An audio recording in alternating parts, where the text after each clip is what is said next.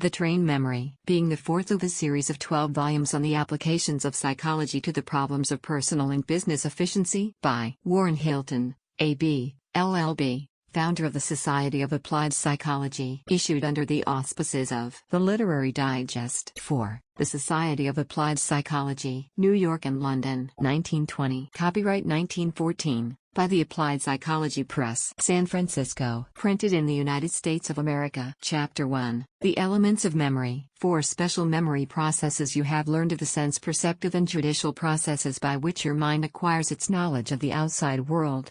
You come now to a study of the phenomenon of memory, the instrument by which your mind retains and makes use of its knowledge, the agency that has power to resurrect the buried past or power to enfold us in a paradise of dreams more perfect than reality.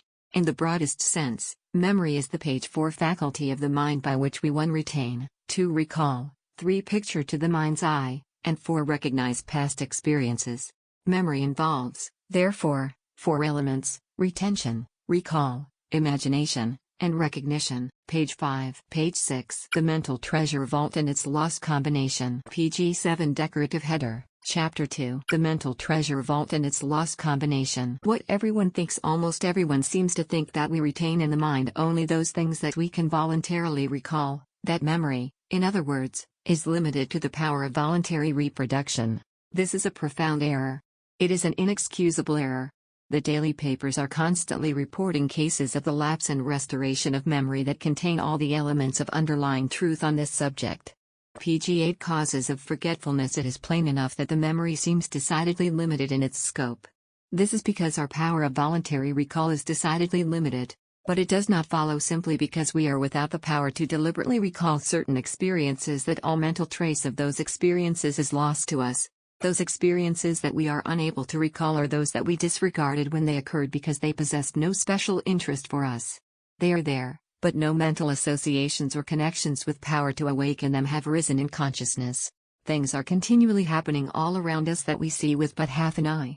They are in the fringe of page 9, seeing with half an eye consciousness, and we deliberately ignore them. Many more things come to us in the form of sense impressions that clamorously assail our sense organs, but no effort of the will is needed to ignore them. We are absolutely impervious to them and unconscious of them because by the selection of our life interests we have closed the doors against them. In either case, whether on the fringe of consciousness or entirely outside of consciousness, these unperceived sensations will be found to be sensory images that have no connection with the present subject of thought. They therefore attract, and we spare them, no part of our attention. Just as each of our individual sense organs, page 10, selects from the multitude of ether vibrations constantly beating upon the surface of the body only those waves to the velocity of which it is attuned, so each one of us as an integral personality selects from the stream of sensory experiences only those particular objects of attention that are in some way related to the present or habitual trend of thought. The man on Broadway. Just consider for a moment the countless number and variety of impressions that assail the eye and ear of the New Yorker who walks down Broadway in a busy hour of the day. Yet to how few of these does he pay the slightest attention. He is in the midst of a cataclysm of sound almost equal to the roar of Niagara, and he does not know it. PG 11 Wax and tablets. Observe how many objects are right now in the corner of your mind's eye as being within the scope of your vision while your entire attention is apparently absorbed in these lines. You see these other things, and you can look back and realize that you have seen them, but you were not aware of them at the time. Let 2 individuals of contrary tastes take a day's outing together. Both may have during the day practically identical sensory images, but each one will come back with an entirely different tale to tell of the day's adventures. All sensory impressions, somehow or other, leave their faint impress on the wax and tablets of the mind. Few are or can be voluntarily recalled. Page 12. Just where and how memories are retained is a mystery.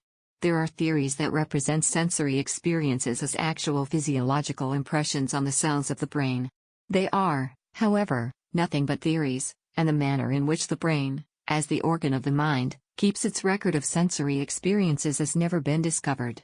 Microscopic anatomy has never reached the point where it could identify a particular idea with any one cell or other part of the brain. Not how, but how much for us. The important question is not how, but how much, not the manner in which, but the extent to which, sensory impressions are preserved. Now, all the evidences indicate that absolutely every impression received upon the sensorium. Page 13. Remembering the unperceived is indelibly recorded in the mind's substance. A few instances will serve to illustrate the remarkable power of retention of the human mind. Sir William Hamilton quotes the following from Coleridge's Literaria Biographia: "A young woman of 4 or 25, who could neither read nor write, was seized with a nervous fever, during which, according to the asseverations of all the priests and monks of the neighborhood, she became possessed, and, as it appeared, by a very learned devil. She continued incessantly talking Latin, Greek and Hebrew in very pompous tones, and with most distinct enunciation. Sheets full of her ravings were taken down from her own mouth, and were found page 14 to consist of sentences coherent and intelligible each for itself but with little or no connection with each other. Of the Hebrew, a small portion only could be traced to the Bible, the remainder seemed to be in the rabbinical dialect. The case was investigated by a physician, who learned that the girl had been a waif and had been taken in charge by a Protestant clergyman when she was 9 years old and brought up as his servant.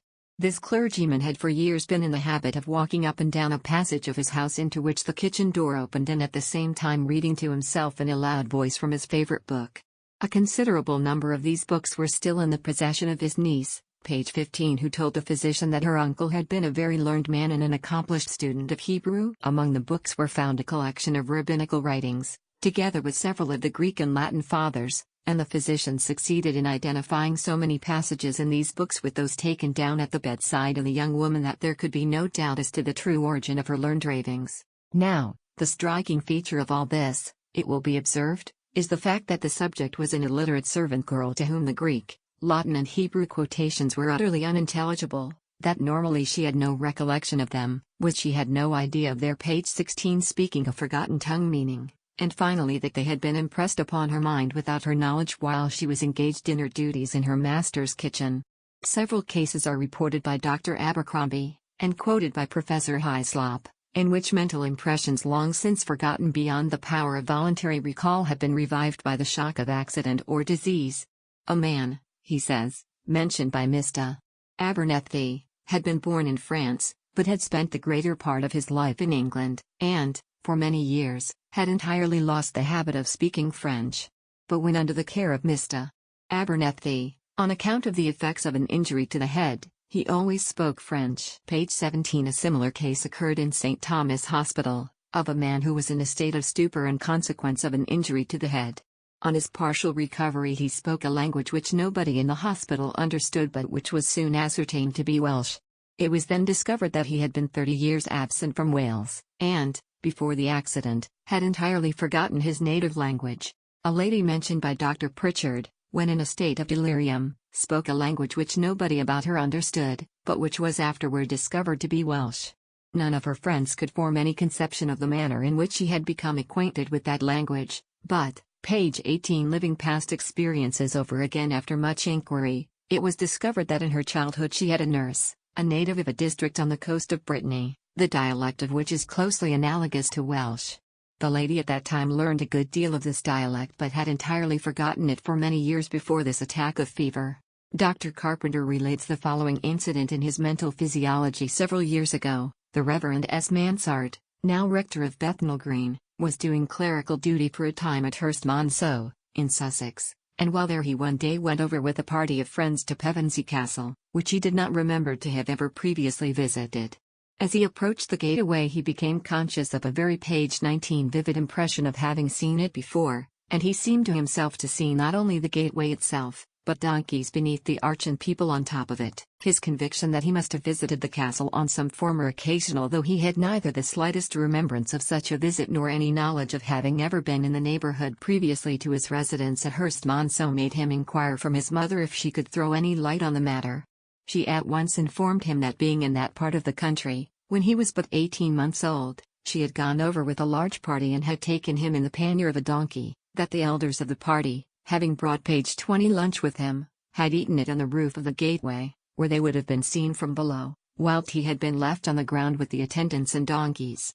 An Italian gentleman, says Dr. Rush, of Philadelphia, who died of yellow fever in New York, in the beginning of his illness spoke English, in the middle of it French, but on the day of his death only Italian. Striking as these instances are, they are not unusual. Everyone on reflection can supply similar instances. Who among us has not at one time or another been impressed with a mysterious feeling of having at some time in the past gone through the identical experience which he is living now? pg 21. The flash of inspiration. On such occasions, the sense of familiarity is sometimes so persistent as to fill one with a strange feeling of the supernatural and to incline our minds to the belief in a reincarnation.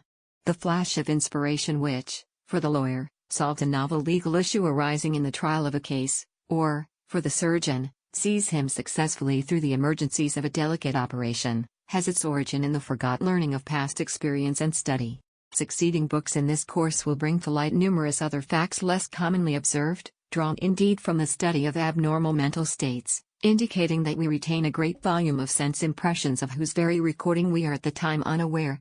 Page 22. The totality of retention. In other words, all the evidences point to the absolute totality of our retention of all sensory experiences. They indicate that every sense impression you ever received, whether you actually perceived and were conscious of it or not, has been retained and preserved in your memory, and can be brought to mind when you understand the proper method of calling it into service. A vast wealth of facts is stored in the treasure vaults of your mind, but there are certain in our compartments to which you have lost the combination. The author of Thoughts on Business says it is a great day in a man's life when he truly begins to discover himself. The latent capacities of every page 23 possibilities of self-discovery man are greater than he realizes, and he may find them if he diligently seeks for them. A man may own a tract of land for many years without knowing its value. He may think of it as merely a pasture. But one day he discovers evidences of coal and finds a rich vein beneath his land.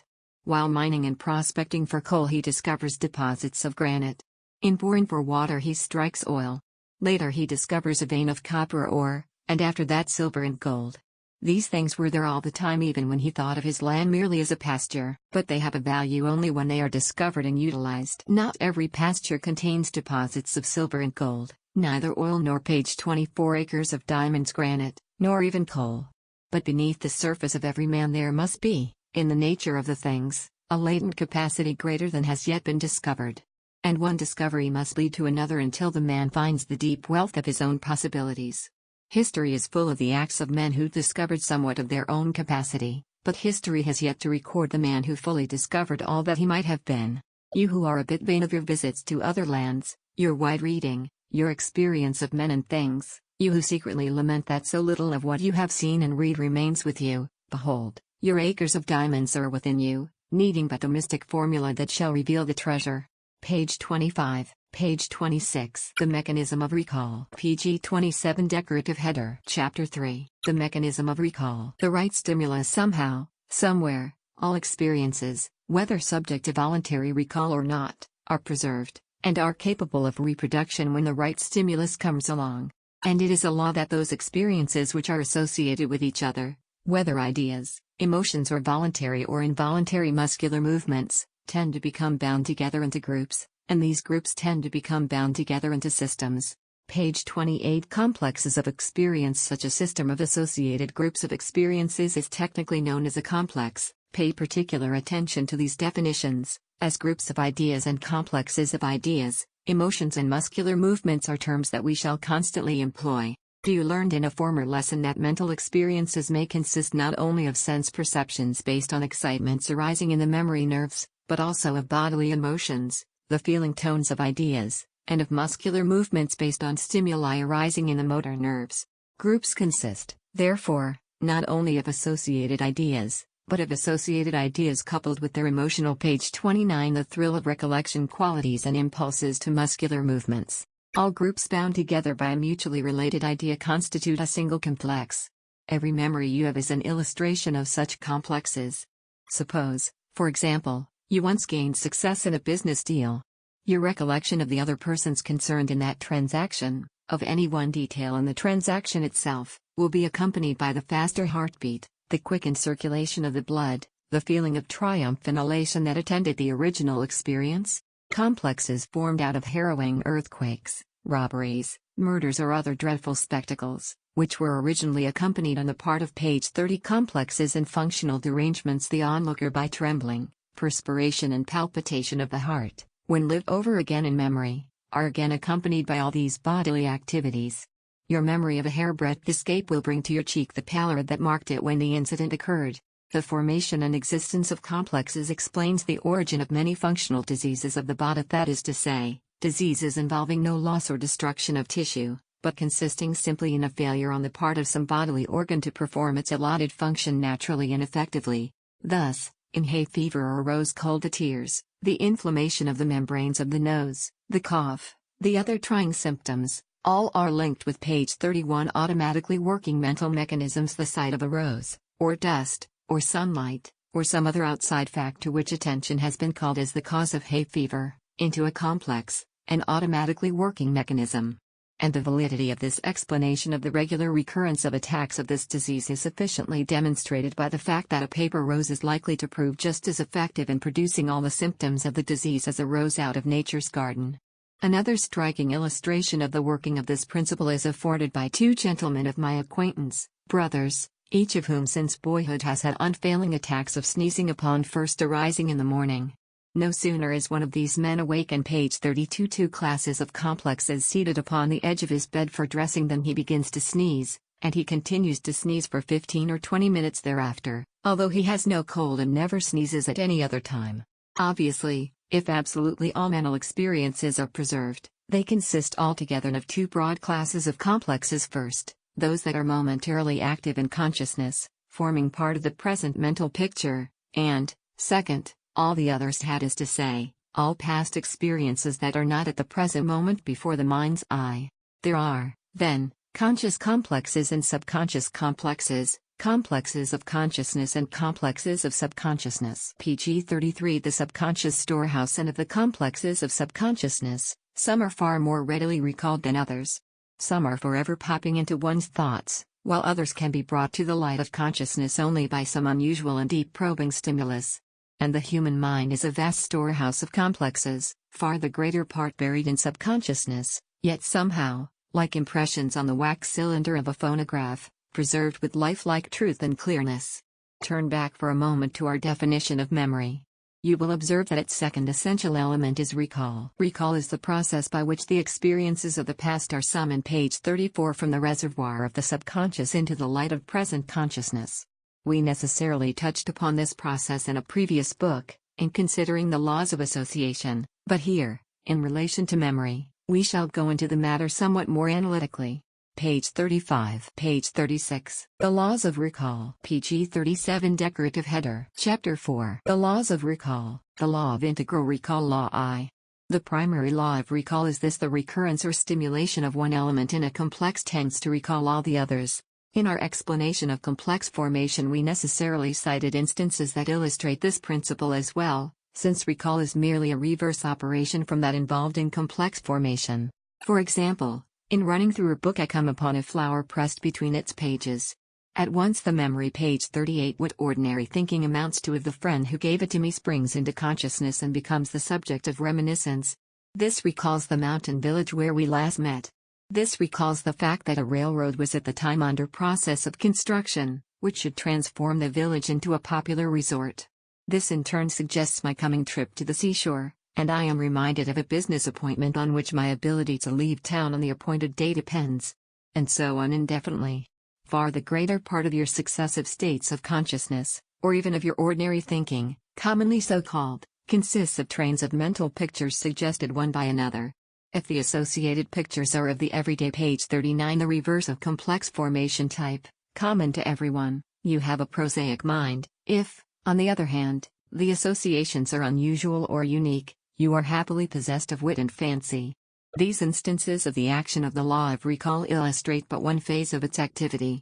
They show simply that groups of ideas are so strung together on the string of some common element that the activity of one group in consciousness is apt to be automatically followed by the others. But the law of association goes deeper than this. It enters into the activity of every individual group, and causes all the elements of every group, ideas, emotions and impulses to muscular movements, to be simultaneously manifested. Pg 40 Prolixity and terseness. There is no principle to which we shall more continually refer than this one. Our explanation of hay fever a moment ago illustrates our meaning.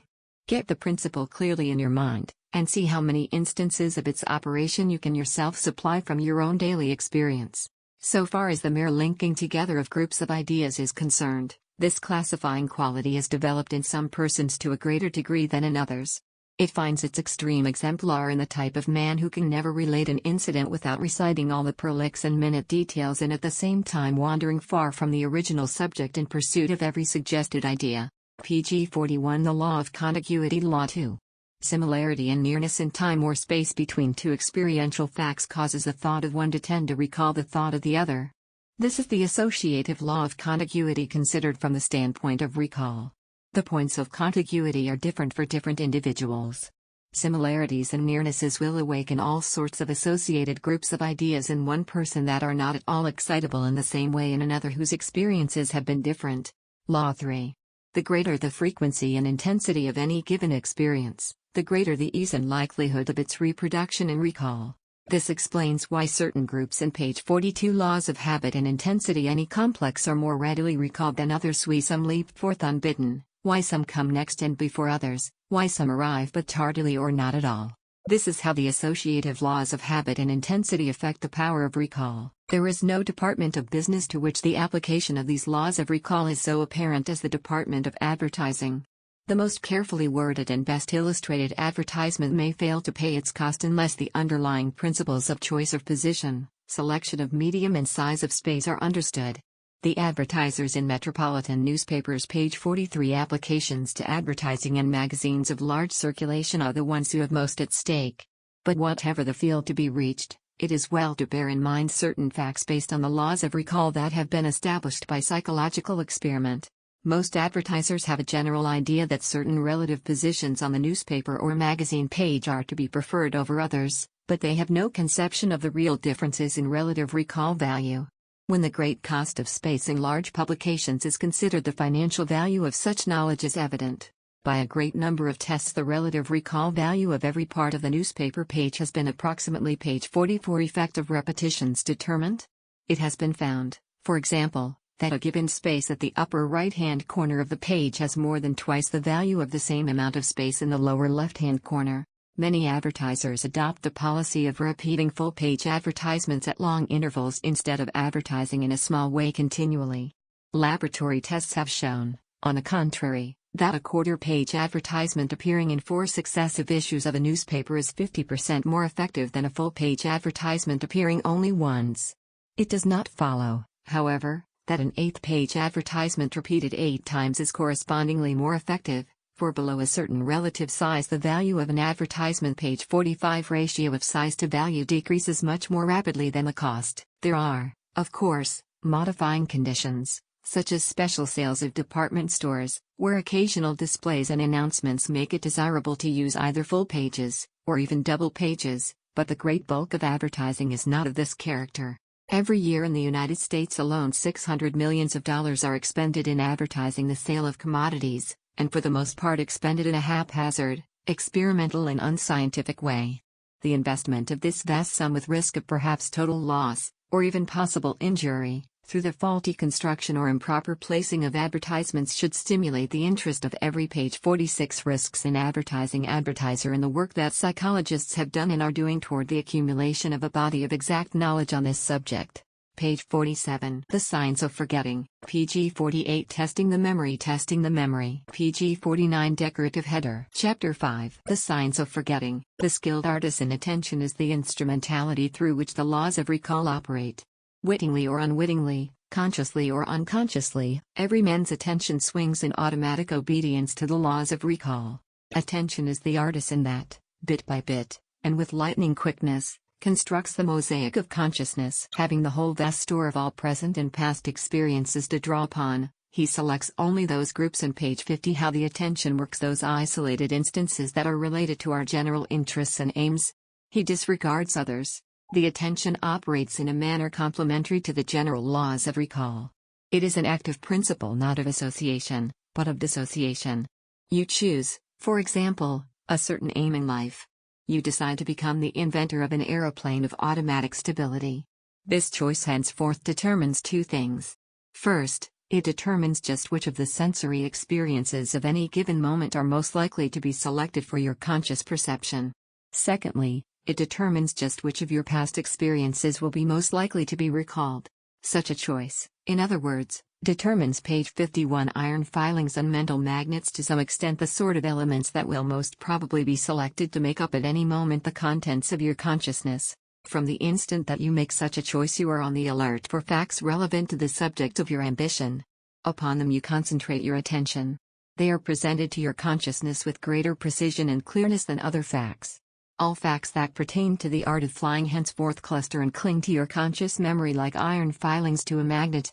All that are impertinent to this main pursuit are dissociated from these intensely active complexes, and in time fade into subconscious forgetfulness. By subconscious forgetfulness we page 52. The compartment of subconscious forgetfulness mean a compartment, as it were, of that reservoir in which all past experiences are stored. Consciousness is a momentary thing. It is a passing state. It is ephemeral and fleeting. It is made up in part of present sense impressions and in part of past experiences. These past experiences are brought forth from subconsciousness. Some are voluntarily brought forth. Some present themselves without our conscious volition, but by the operation of the laws of association and dissociation. Some we seem unable voluntarily to recall, yet they may appear when least we are expecting them. It is these last to which we have referred as lost in subconscious forgetfulness. As a matter of fact, none are ever actually lost. Pg 53. Making experience count. All the wealth of your past experience is still your concrete part of your personality. All that is required to make it available for your present use is sufficient concentration of your attention, a concentration of attention that shall dwell persistently and exclusively upon those associations that bear upon the fact desired. The tendency of the mind toward dissociation, a function limiting the indiscriminate recall of associated groups, is also manifested in all of us in the transfer to unconsciousness of many muscular activities. As infants we learn to walk only by giving to every movement of the limbs the most deliberate conscious attention. Yet, in time, the complicated cooperation page 54 how habits are formed of muscular movements involved in walking becomes involuntary and unconscious, so that we are no longer even aware of them. It is the same with reading, writing, playing upon musical instruments, the manipulation of all sorts of mechanical devices, the 1,001 other muscular activities that become what we call habitual. The moment one tries to make these habitual activities again dependent on the conscious will he encounters difficulties. The centipede was happy quite, until the toad, for fun, said, "Pray which leg goes after which?" This stirred his mind to such a pitch, he lay distracted in a ditch, considering how to run. Pg 55. All these habitual activities are started as acts of painstaking care and conscious attention. All ultimately become unconscious. They may, however, be started or stopped at will. They are, therefore, still related to the conscious mind. They occupy a semi-automatic middle ground between conscious and subconscious activities. Page 56. Page 57. The fallacy of most memory systems. Page 58. Pg 59. Decorative header. Chapter 6. The fallacy of most memory systems. Practice in memorizing inadequate. It is evident that if what we have been describing as the process of recall is true, then the commonly accepted idea that practice in memorizing makes memorizing easier is false, and that there is no truth in the popular figure of speech that likens the memory to a muscle that grows stronger with use. So far as the memory is concerned, however, practice may result in a more or less unconscious improvement in the methods of memorizing. Pg 60. Torture of the drill. By practice we come to unconsciously discover and employ new associative methods in our recording of facts, making them easier to recall, but we can certainly add nothing to the actual scope and power of retention. Yet many books on memory training have wide circulation whose authors, showing no conception of the processes involved, seek to develop the general ability to remember by incessant practice in memorizing particular facts, just as one would develop a muscle by exercise. The following is quoted from a well-known work of this character. I am now treating a case of loss of memory in a person advanced in years, who did not know that his memory had page 61 failed most remarkably until I told him of it. He is making vigorous efforts to bring it back again, and with partial success. The method pursued is to spend 2 hours daily, 1 in the morning and 1 in the evening, in exercising this faculty. A patient is instructed to give the closest attention to all that he learns, so that it shall be impressed on his mind clearly. He is asked to recall every evening all the facts and experiences of the day, and again the next morning. Every name heard is written down and impressed on his mind clearly and an effort made to recall it at intervals. 10 names from among public men are ordered to be committed to memory every week. A verse of poetry is to be learned, also a page 62 real cause of failing memory verse from the Bible, daily. He is asked to remember the number of the page of any book where any interesting fact is recorded. These and other methods are slowly resuscitating a failing memory. As remarked by Professor James, it is hard to believe that the memory of the poor old gentleman is a bit the better for all this torture except in respect to the particular facts thus wrought into it, the occurrences attended to and repeated on those days, the names of those politicians, those Bible verses, etc., etc. The error in the book first quoted from lies in the fact that its author looks upon a failing memory as indicating a loss of retentiveness. The real cause is the loss of an intensity of interest. It is the failure to form sufficiently large. Page 63. The manufactured interest groups and complexes of related ideas, emotions and muscular movements associated with the particular fact to be remembered. There is no reason to believe that the retention of sensory experiences is not at all times perfectly mechanical and mechanically perfect. Interest is a mental yearning. It is the offspring of desire and the mother of memory. It goes out spontaneously to anything that can add to the sum of one's knowledge about the thing desired. A manufactured interest is counterfeit. When a thing is done because it has to be done, desire dies and duty is born. In proportion as a subject is associated with duty, it is divorced from interest. Page 64. Memory lure of a desire. If you want to impress anything on another man's mind so that he will remember it, harness it up with the lure of a desire. Diffused interest is the cause of all unprofitable forgetfulness. Do not allow your attention to grope vaguely among a number of things. Whatever you do, make a business of doing it with your whole soul. Turn the spotlight of your mind upon it, and you will not forget it. Page 65. Testing ability to observe, remember and report things seen.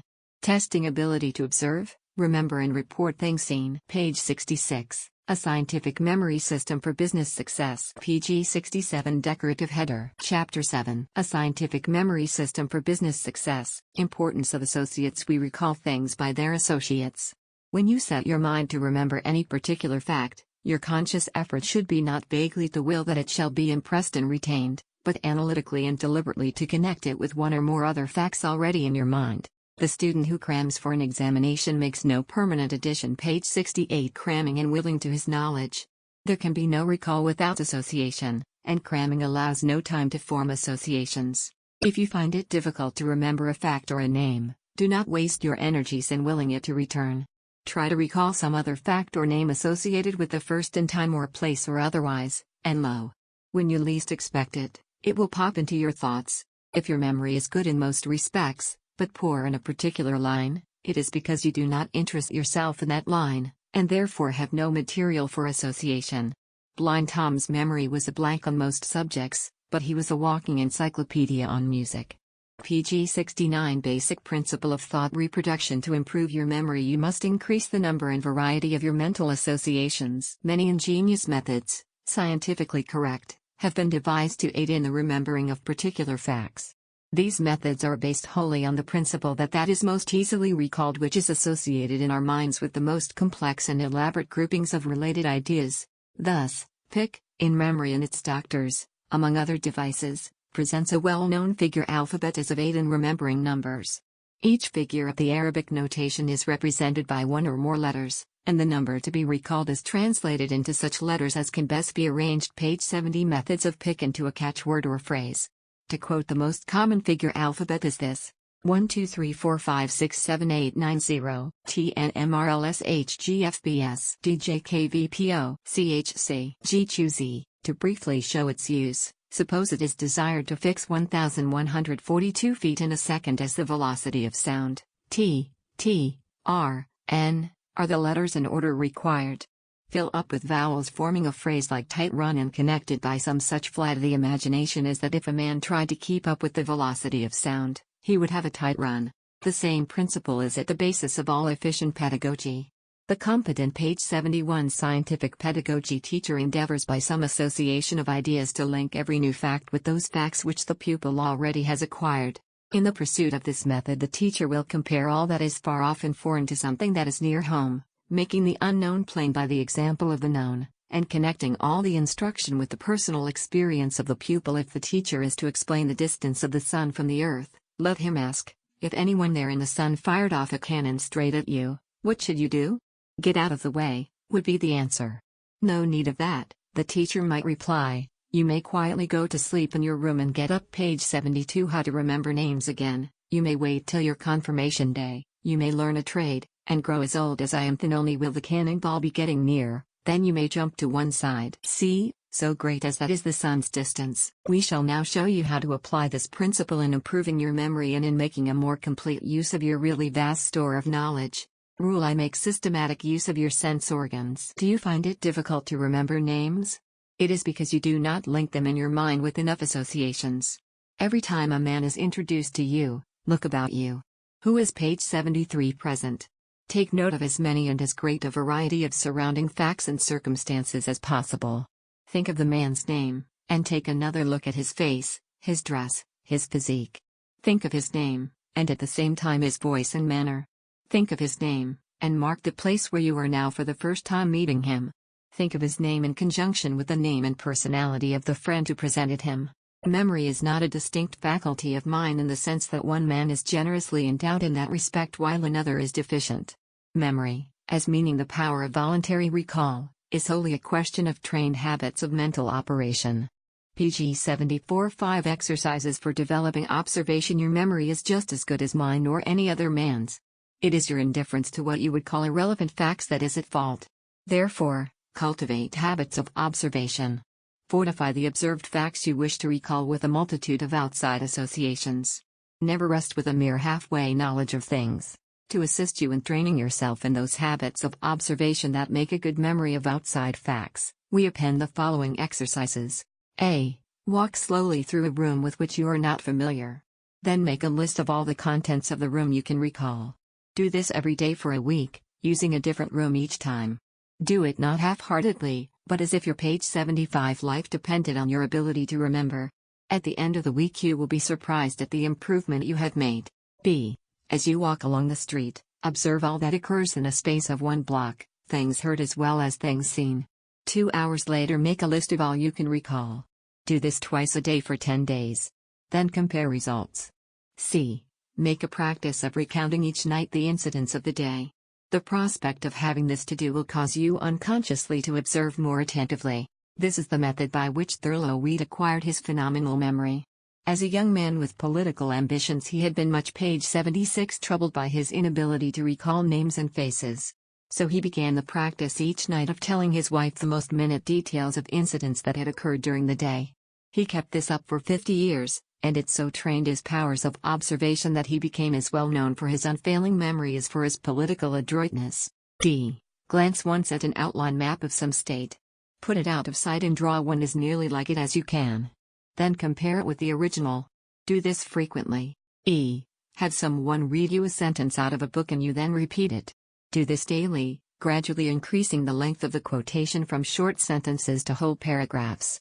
Try to page 77 Invention and Thought Memory. Find out what is the extreme limit of your ability in this respect compared with that of other members of your family. Rule 2. Fix ideas by their associates. There are other things to be remembered besides facts of outside observation. You are not one whose life is passed entirely in a physical world. You live also within. Your mind is unceasingly at work with the materials of the past, painting the pictures of the future. You are called upon to scheme, to plan, to devise, to invent, to compose and to foresee.